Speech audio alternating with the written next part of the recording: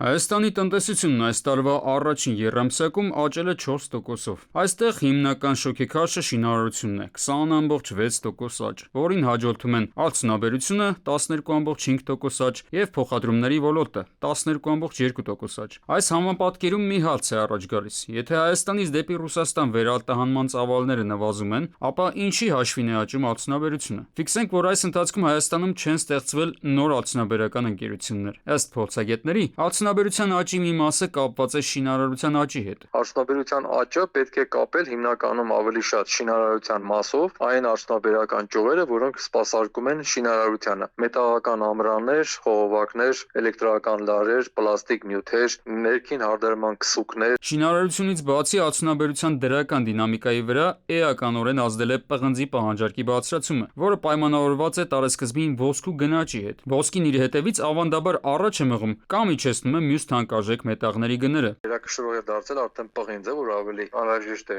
շուկային միջազգային, եւ որոշ չափով նաեւ ֆերոմոլիբդենը։ Դրանց հաշվին նաեւ կարող է լինել։ Ընդ որում պիտի հաշվի առնենք, որ անցյալ տարի միտինգների պատճառով Զանգեզուրի պղնձամոլիբդենային կոմբինատը ահագին տուժեց։ Հիմա հնարավոր է, որ նաեւ ինքը եթե վերականգնվել է իր նախկին մակարդակին, տոկոսային առումով այդ աճը նույնպես երևա։ Համախառն ներքին արդյունքի եռամսյակային տվյալների հրապարակումը զարմանքի տեղիք տվեց։ Ցավոք ավանդաբար արդեն ֆիքսվել է գյուղատնտեսության 1,6% անկում, բայց անկում է գրանցվել վերջին տարիներին առաջացիկ տեմպերով զարգացող ֆինանսական հատվածում՝ 13%։ 2022 թվականից սկսած ֆինանսական ծառայությունները արտահանվող են դարձել մասամբ, ինչը պայմանավորված է այս տարածաշրջանային կոնյուկտուրայով, սանկցիոն ռեժիմներով։ Այսինքն Հայաստանի ֆինանսական համակարգը հանդիսանալով կամուրջ արևմտյան եւ ռուսական ֆինանսական խաղացողների միջև էական շահույթ է գեներացնում նաեւ արտաքին շուկաներում։ Արտահանման դեպքում ինքը դառնում է բավականին տատանողական, այսինքն այս պահին բանկը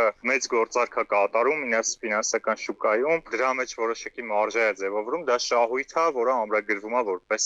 արդյունք բանկային համակարգի, նաև հնայում է արտացոլվում։ Մյուս ժամանակահատվածում դա ավելի փոքր է լինում, բնականաբար այստեղ անկում է առաջանում։ Ընդհանուր առմամբ ըստ փորձագետների Հայաստանի տնտեսության աճը մեծապես շարունակում է կախված լինել արտաքին գործոններից։ Մերձավոր Արևելքում սկսվեց ճգնաժամ, հայկական խոշոր կապիտալը Դուբայի անշարժ գույքի շուկայից վերադարձավ Հայաստան, ակտիվացրեց անշարժ գույքի տեղական շուկան, ըստ այդմ շինարարությունը։ Այսինքն սրանք գործոններ են, որոնք որևէ կերպ կախված չեն ներսում տարվող տնտեսական քաղաքականության հետ։